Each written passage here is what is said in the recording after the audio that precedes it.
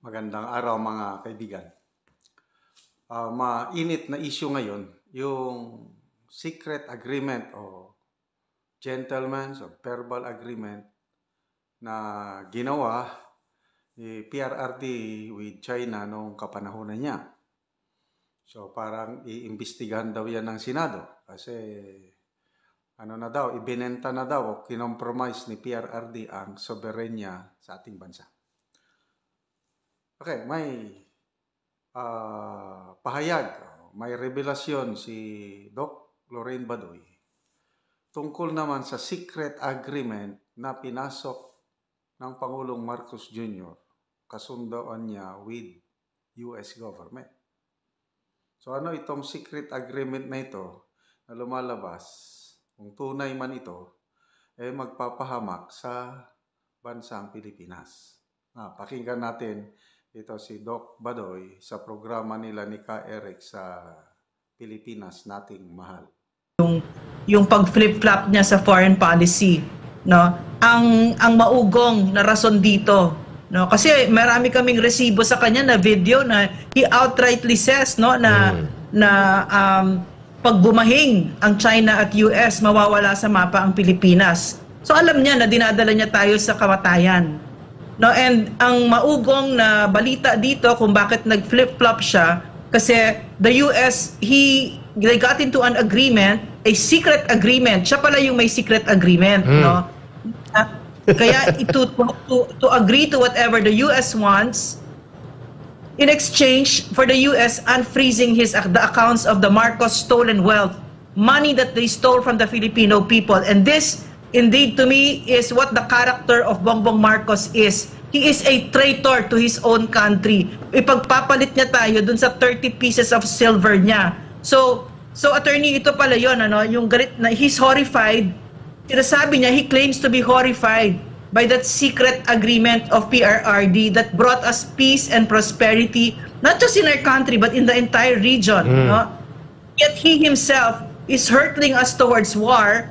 And we want to demand, we demand from this president to divulge to us what that secret agreement he had with the US. Bakit siya nag-flip-flop? Yes, Attorney Vic, that is very sensitive. The amount of the properties na gusto nilang i-recover at siya ang state administrator sa kanilang pamilya, si Pangulong Marcos Jr., now amounts to $1 billion. Tatlong malalaking building sa New York, mainland, one big mansion sa Long Island. Hindi pa yung kasama yung iba. At mga dollar accounts na naka-numbered. Yeah, Eric, yes. Eric, may papasingit lang ako, ha? Yung $1 billion na pinagsasabi nila, isalaksak sila where the sun don't shine. You know why? Yeah. Because for people like us, we don't care about money like they do. Mukhang kinakain lang nila yan. Ipagpapalit nila yung $1 billion na yan para sa mga anak ko, for instance, na walang halaga. Kahit $48 million pa yan, hindi ko ipagpapalit ang mga anak ko o yung mga salinlahing Pilipino para sa pera. Pero sa mga taong ito, para kay Bongbong Marcos, kay Lisa Marcos, kay Martin Romualdez, mukhang ang ginodiyos nila ay pera. Yan ang nakikita natin. Huwag nila tayong idamay. Attorney Vic, your reaction to this, na doon pala nakatali. Itong hinahanap mo kanina na sa kasagutan, sa pivot. Pagpihit at papunta sa napakadelikadong tapang-tapangan at gira-girahan na posisyon at panggigiit sa China, pera pala ang bottom line ng kanyang secret dealing sa Amerika pabalik-balik. Kaya mahalaga yung mga ganitong diskurso, Ka Eric at Doc Lorraine, sapagkat bagamat masalimuot yung usapin ng South China Sea at foreign policy, kailangan po nating piliting himayin upang maunawaan ng mga ordinaryong Pilipino. Ako, admittedly, abogado ho ako, dati ako naglingkod sa pamahalaan, pero talagang masalimuto yung usapin na yan. Pero hindi tayo dapat matakot alamin yung bagay-bagay patungkol sa ating foreign policy na mukhang ligaw na. Saan ka ba nakakita, magdadalawang taon pa lang, nakailang bisita na sa Amerika? Apat na. Ano ang nangyayari doon sa Section 7, Article 2 of our Constitution? That the state shall pursue an independent foreign policy. Are we still independent? Is this still Filipino interest? National interest pa ba ang isinusulong at nangingibabaw o interest na ng kaibigan at alyado nating dayuhan? Wala tayong problema at diskurso sa China or Amerika. Kaibiganin natin pareho. Okay. Pero wag nating isulong ang kanilang interes. Isulong natin yung interes ng Pilipino. So yun po, allegation, ugong-ugong. Actually, narinig ko na rin si Attorney Harry Roque na nagbanggit nito. Yung pagbaliktad ni PBBM sa kanyang foreign policy. Kasi nung bago mag-eleksyon, very clear yung kanyang foreign policy statements na independent foreign policy ang tatahakin niya. Friends to all, enemy to no one. Sinasabi niya noon na hindi siya magpapatulong sa mga superpowers katulad ng US. Kasi isang bahing o isang atching lang ng isa sa superpower, China man or US, mabubura ang Pilipinas sa mapa. Very clear yan na paulit-ulit niyang sinabi noong panahon ng kampanya. But ngayon, yun na, bumalintong, flip-flop. Bakit? Ano ang dahilan? Bakit nagbago ang ihip ng hangin? Bigla namang dumikit sa Amerika ang Pangulo. Yun na po yung aligasyon na dahil sa yaman ng mga Marcos.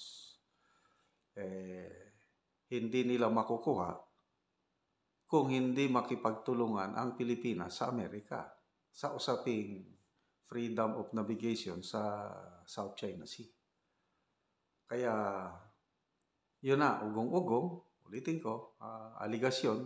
I don't know kung saan nakuha ni Attorney Harry Roque at Doc Lorraine Badoy itong mga aligasyon na ito. Anyway, pinag-uusapan lang. Ano yung possibility na ganun nga para makuha ang yaman, pumayag na lang na tutulong sa Amerika. Ano sa tingin nyo, mga kaibigan? Posible ba yun? Yung ugong-ugong na ipinagpalit na tayo ng $1 billion na tagong yaman? Grabe.